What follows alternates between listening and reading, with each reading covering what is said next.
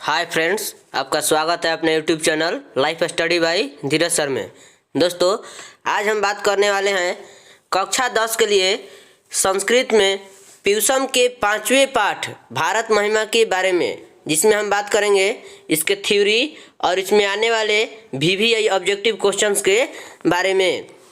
तो बात करने से पहले अगर आप इस चैनल पर नए हैं तो चैनल को सबसे पहले सब्सक्राइब कर लें और साथ में बेल आइकन को भी प्रेस कर दें, ताकि इसी तरह का जो भी वीडियो अपलोड हो उसका नोटिफिकेशन सबसे पहले आप तक पहुंचे। और ये क्लास अच्छा लगे तो इसे ज़्यादा से ज़्यादा शेयर करें और लाइक करें। तो चलिए स्टार्ट करते हैं प्यूसम के 5वें पाठ भारत महिमा के बारे में। तो सबसे पहले दोस्तों यहाँ पे दिया है भारत महिमा। सबसे पहले जानेंगे कि ये जो पाठ है हमारे देश भारत की महिमा के बारे में इसमें वर्णन है कि हमारे देश का पूरे विश्व में किस प्रकार हमारा देश प्रसिद्ध है, किस लिए प्रसिद्ध है, उसी के महिमा के बारे में इसमें दिया है। तो सबसे पहले यहाँ पे देखेंगे कि यहाँ पे दिया है कि अस्माकं देश भारतवर्ष मिति कथ्यते अस्य महिमा सर्वत्र गीयते पाठेस्मिन् विष्णु पुराणात् भागवत पुराणात् च प्रथम द्वितीय च क्रमशः पद्यं गृहीतमस्ति अशिष्टानि पद्यान् अध्यक्षेण निर्मीय प्रस्तावितानि भारतं प्रति भक्तिर अस्माकं कर्तव्य रूपेण वर्तते। दोस्तों, इसका हिंदी यहाँ से यहाँ तक का हिंदी दोस्तों होगा, यहाँ पे नीचे दिया है, ध्यान देंगे कि हमारे देश को भारतवर्ष कहा जाता है। हमारे देश को भारतवर्ष कहा जाता है। इसकी महिमा सर्वत्र गाई जाती है। इस पाठ में विष्णु पुराण और भागवत पुराण से क्रमशः पहला और दूसरा पद लिए गए हैं। यानी दोस्तों, हमारे देश को क्या कहा जाता है? भारतवर्ष कहा जाता है। इसकी महिमा सर्वत्र गाई जाती है। इस पाठ में विष्णु पुराण और भागवत पुराण से क्रमशः पहला और दूसरा पद लिया गया है। शेष पद अध्यक्ष के द्वारा बनाकर प्रस्तुत किए गए हैं। भारत के प्रति हमारी भक्ति कर्तव्य स्वरूप है। आगे बात करेंगे दोस्तों। तो ये रहा इस चैप्टर के बारे में कि ये जो चैप्टर हमारे देश को भारतवर्ष कहा जाता है, ये हेडिंग था इसका, हेडलाइन कि हमारे देश को भारतवर्ष कहा जाता है, इसकी महिमा सर्वत्र गाई जाती है। और इसमें विष्णु पुराण और भागवत पुराण से क्रमशः पहला और दूसरा पद लिया गया है। तो अब बात करेंगे इसमें जो पद लिए गए हैं उसके बारे में। तो यहाँ पे पौराणिकी, ध्यान देंगे, यहाँ पे पौराणिकी से जो लिया गया है पद, ये पहला, ध्यान देंगे कि ये पहला क्वेश्चन आता है कि भारत महिमा पाठ का प्रथम श्लोक किस पुराण से लिया गया है, यानी कहाँ से लिया गया है। तो इसको आप ध्यान देंगे कि ये कहाँ से लिया है दोस्तों? विष्णु पुराण से। ये कहाँ से लिया गया है? विष्णु पुराण से। ये ऑब्जेक्टिव क्वेश्चन कि भारत महिमा पाठ का प्रथम श्लोक कहाँ से लिया गया है? तो विष्णु पुराण से लिया गया है। तो पहला श्लोक क्या कर रहा है दोस्तों? पहला श्लोक यहाँ पे कह रहा है कि गायन्ति देवा किल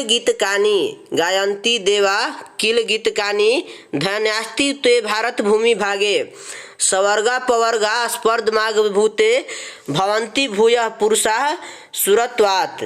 इसका हिंदी होगा दोस्तों, यहाँ पे इसका हिंदी में अर्थ होगा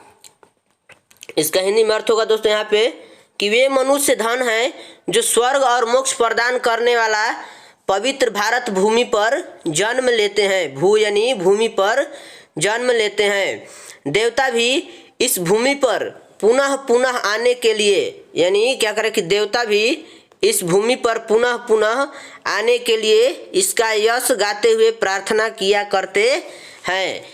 तो दोस्तों, ये पहले श्लोक का हिंदी में अर्थ है। पहला श्लोक जो यहाँ पे दिया था, पहला श्लोक जो यहाँ पे दोस्तों था कि गायन्ति देवा किल गीतकानि, इसका हिंदी में अर्थ ये है। तो याद रखेंगे कि पहला जो श्लोक है वो कहाँ से लिया गया है? विष्णु पुराण से लिया गया है। आगे बात करेंगे अगले श्लोक के बारे में। जो दूसरा श्लोक है ये लिया गया है दोस्तों भागवत पुराण से। ये दूसरा श्लोक है, ये कहाँ से लिया गया है दोस्तों? भागवत पुराण से। इसको आप लोग अच्छे से नोट करेंगे कि दूसरा श्लोक क्वेश्चन आता है कि भारत महिमा पाठ का दूसरा श्लोक कहाँ से लिया गया है? तो भागवत पुराण से लिया गया है।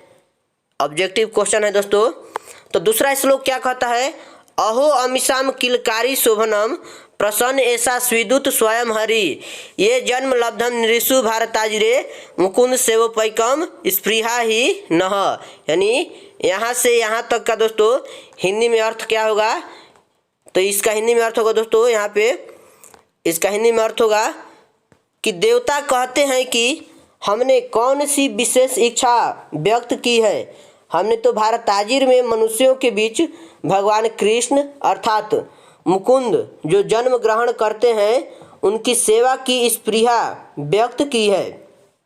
अर्थात भारत में जन्म लेकर समय समय पर भारत में जन्म ग्रहण करने वाले भगवान मुकुंद की सेवा कर सकें। यानी दोस्तों ये जो दूसरा श्लोक था जो भागवत पुराण से लिया गया है उसका यही हिंदी में अर्थ हुआ कि इसमें देवता लोग कहते हैं, ये क्वेश्चन आता है कि देवता लोग किस देश का गुणगान करते हैं और क्यों? तो क्या कहते हैं देवता कि हमने भी कौन सी विशेष इच्छा प्रकट की है, व्यक्त की है। हमने तो भारताजिर में मनुष्यों के बीच भगवान कृष्ण अर्थात मुकुंद जो ग्रहण करते हैं जन्म ग्रहण करते हैं उनकी सेवा की इच्छा व्यक्त की है।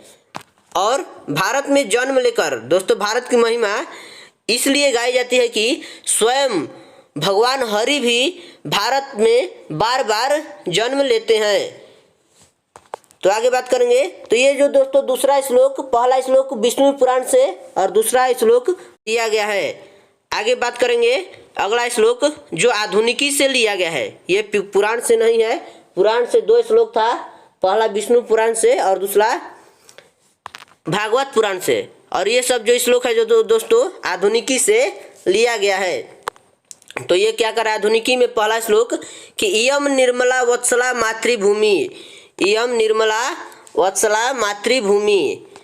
यहाँ से यहाँ तक दोस्तों क्या कर रहा है कि इयम निर्मला वत्सला मातृभूमि प्रसिद्धम सता भारतवर्ष में तत् विभिन्ना जना धर्म जाति प्रभेदे रिहकत्व वहंतो वसंती अस्म।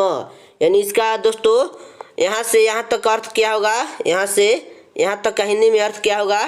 तो इसका अर्थ होगा दोस्तों यहाँ पर कि यह निर्मल स्वच्छ, और इसका हिंदी में अर्थ होगा दोस्तों कि यह निर्मल स्वच्छ और ममतामयी भारतवर्ष अपने इन विशेषताओं के लिए सदा प्रसिद्ध रहा है।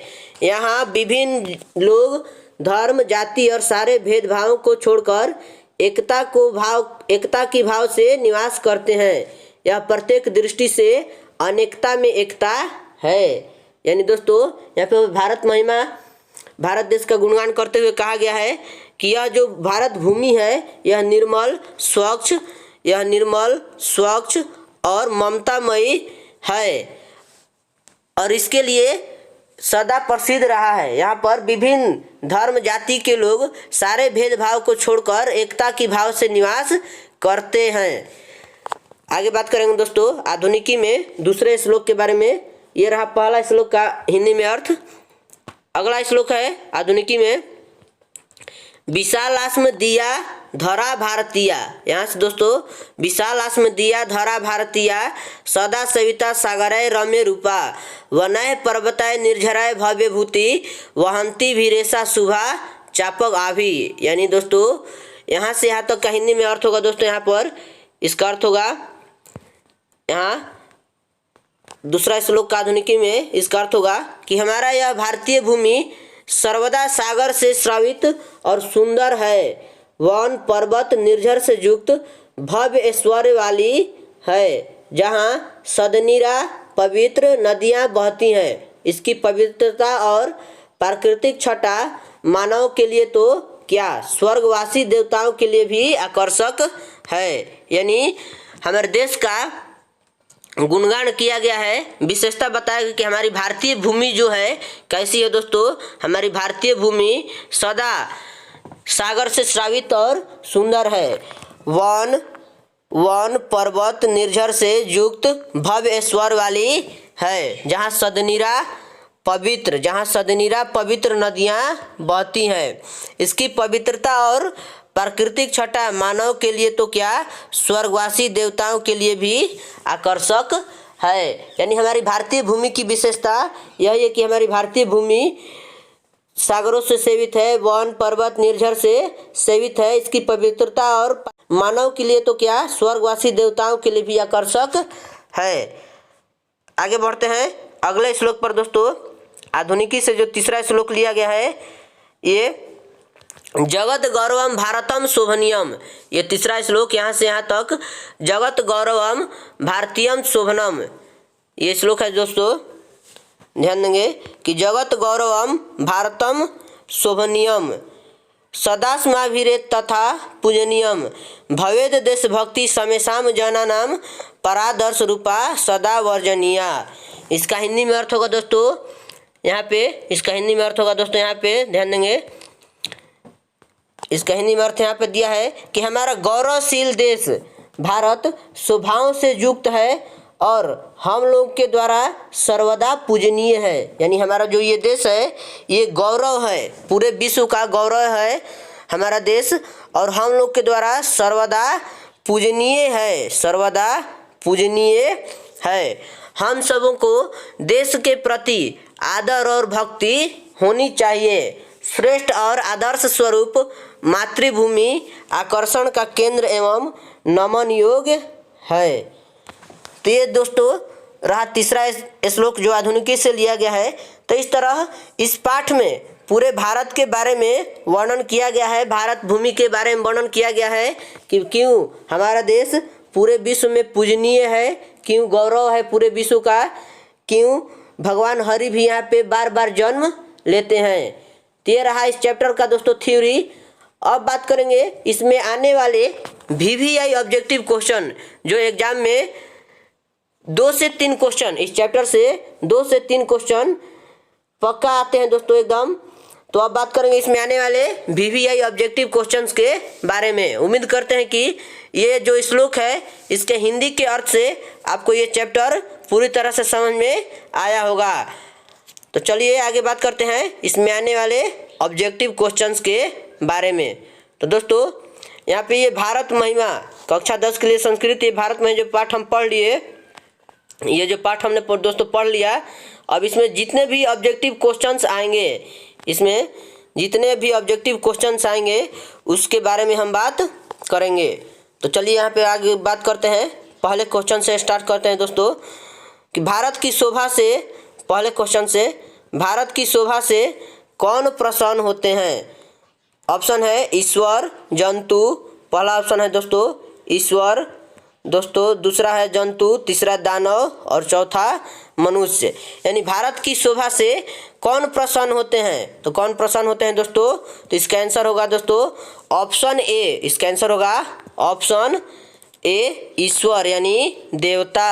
भारत की शोभा से कौन प्रसन्न होते हैं, ईश्वर यानी देवता। अगले क्वेश्चन पे चलते हैं। दूसरा, पुराण के रचनाकार कौन है। हमने पढ़ा इसमें कि जो दूसरा पहला और दूसरा श्लोक है वो पुराण से लिया गया है। पहला श्लोक विष्णु पुराण से और दूसरा भागवत पुराण से। तो यही क्वेश्चन है कि पुराण के रचनाकार कौन है। तो पुराण के रचनाकार कौन है दोस्तों, ऑप्शन है ए महात्मा विदुर, महर्षि वाल्मीकि, महर्षि वेदव्यास और डी कालिदास। तो पुराण के रचनाकार कौन है दोस्तों, तो इसका आंसर होगा ऑप्शन सी महर्षि वेदव्यास। पुराण के रचनाकार कौन है, महर्षि वेदव्यास। अगला क्वेश्चन है, किसकी महिमा सर्वत्र गाई जाती है। किसकी महिमा सर्वत्र गाई जाती है। देव, भारत, विश्व, पाटलिपुत्र। किसकी महिमा गाई जाती है दोस्तों, सर्वत्र यानी सभी जगह, सर्वत्र यानी सभी जगह गाई जाती है। तो इसका आंसर होगा ऑप्शन बी, भारत की महिमा सर्वत्र गाई जाती है, सभी जगह गाई जाती है।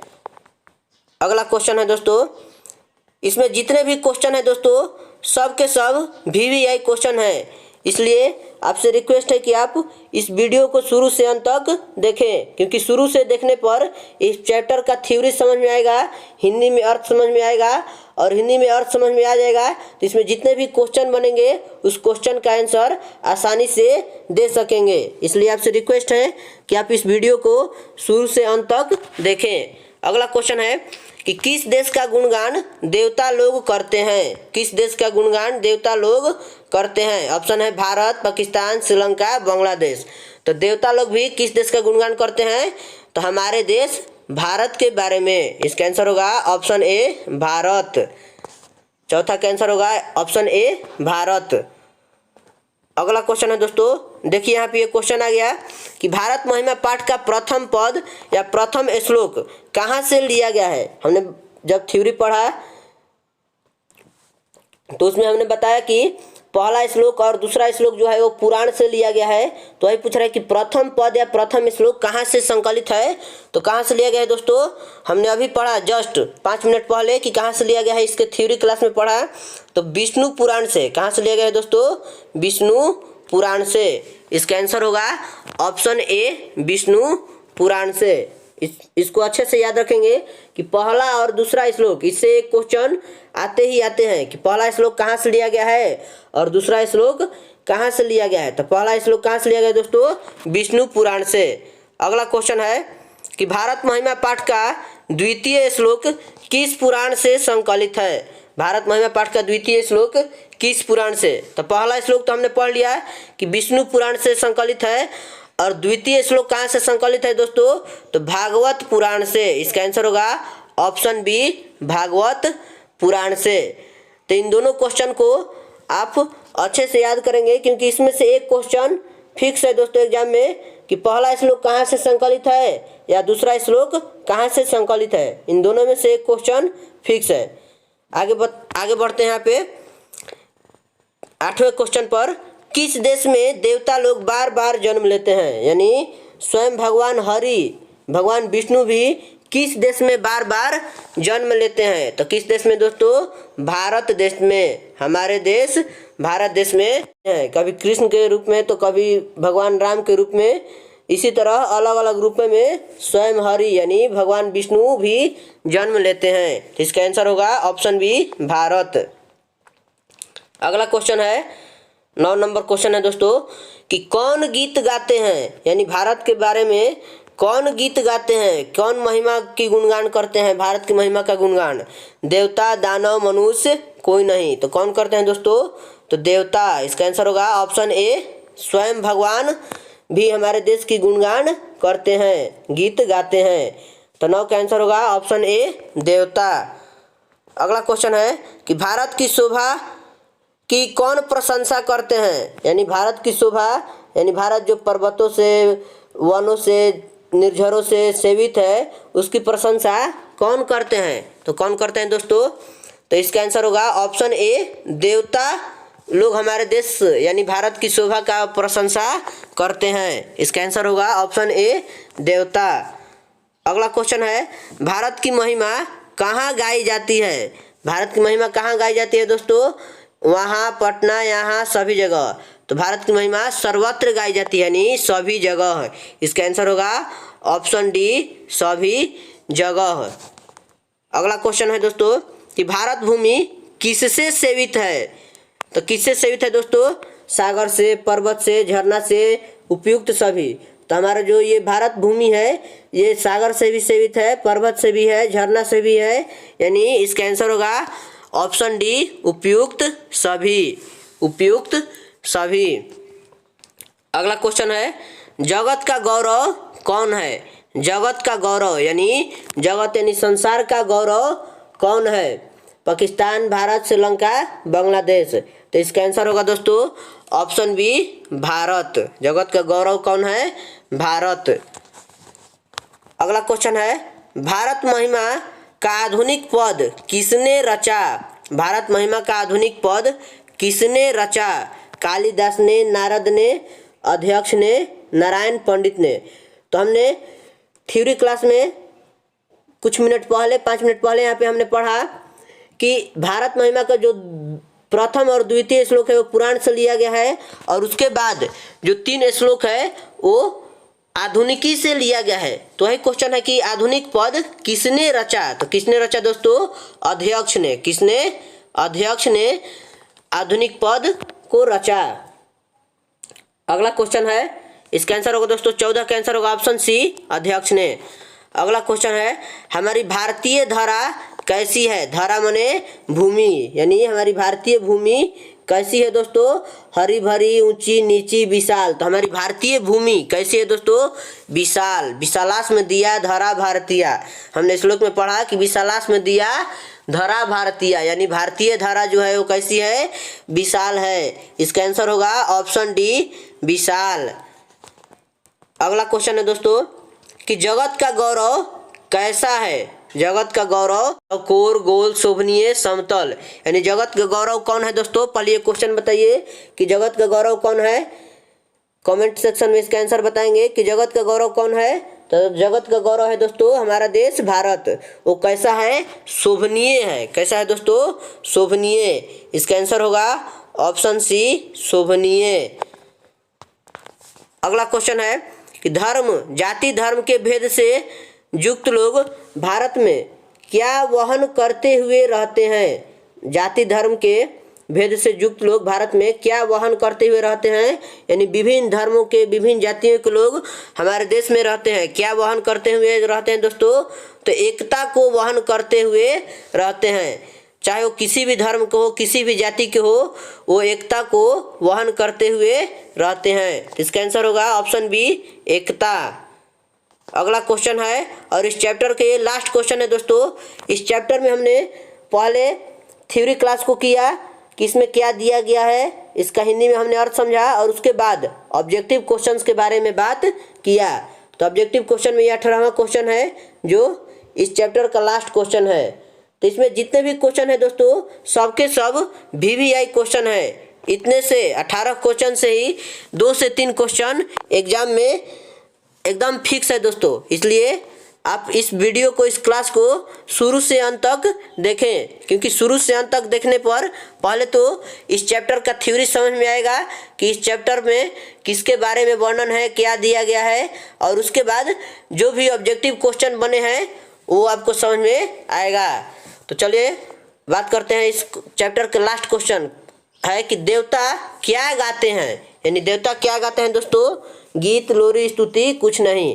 तो ये सिंपल सा क्वेश्चन है दोस्तों। गीत गाते हैं, देवता क्या गाते हैं, गीत गाते हैं। किसकी गीत गाते हैं, भारत भूमि के गीत गाते हैं। तो इस तरह से इस चैप्टर में हमने थ्योरी क्लास किया और टोटल 18 VVI ऑब्जेक्टिव क्वेश्चंस के बारे में वर्णन किया। अब कल बात करेंगे दोस्तों व्याकरण सेक्शन से। हमने प्यूसम में, संस्कृत में प्यूसम में हमने 5 पार्ट तक कंप्लीट कर लिया, 2 पार्ट तक सब्जेक्टिव भी कंप्लीट कर लिया दोस्तों। 3, 4, 5 का सब्जेक्टिव भी करा देंगे। ऐसे ऑब्जेक्टिव क्वेश्चन हमने 5 पार्ट तक कंप्लीट कर लिया। अगर आप इससे पहले 4 पार्ट तक अगर ऑब्जेक्टिव क्वेश्चंस का क्लास नहीं देखे हैं तो कृपया हमारे चैनल पर जाकर उसको देखें और उसको पूरा को नोट करें, क्योंकि जो भी ऑब्जेक्टिव क्वेश्चन है आपको पता होगा दोस्तों कि ऑब्जेक्टिव क्वेश्चन में जो पहले 50 क्वेश्चन के लिए 100 क्वेश्चन आते थे, अब उसको घटाकर 50 के लिए 60 कर दिया गया है। यानी केवल 10 एक्स्ट्रा क्वेश्चन आपको मिलेंगे, इसलिए थोड़ा टफ कर दिया गया है। इसलिए आप ऑब्जेक्टिव पर विशेष फोकस करें। इसलिए आप इसके पहले 4 पार्ट जो हमने ऑब्जेक्टिव क्वेश्चन कराया है उसको जाकर चैनल पर देखें। तो कल हम बात करेंगे व्याकरण सेक्शन से दोस्तों। बहुत दिनों से क्लास नहीं हो रहा था, कुछ व्यस्तता के चलते, इसके लिए अब कोशिश करेंगे कि प्रतिदिन आपको कम से कम एक क्लास देखने को मिले।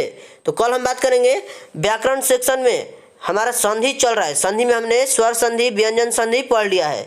तो कल हम संधि चैप्टर को खत्म कर देंगे और उसके बाद व्याकरण में उपसर्ग के बारे में बात करेंगे। तो बस आज के लिए इतना ही दोस्तों। अगर ये क्लास अच्छा लगे तो इसको ज़्यादा से ज़्यादा शेयर करें, ताकि ये क्लास दूसरे बच्चों के पास भी जो मैट्रिक परीक्षा 2023 की तैयारी कर रहे हैं उनके पास भी पहुँचे और वो अपनी तैयारी को बेहतर अंजाम दे सके। तो इस चैनल को ज़्यादा से ज़्यादा शेयर करें, सब्सक्राइब करें और लाइक करें। तो बस आज के लिए इतना ही दोस्तों। Thank you.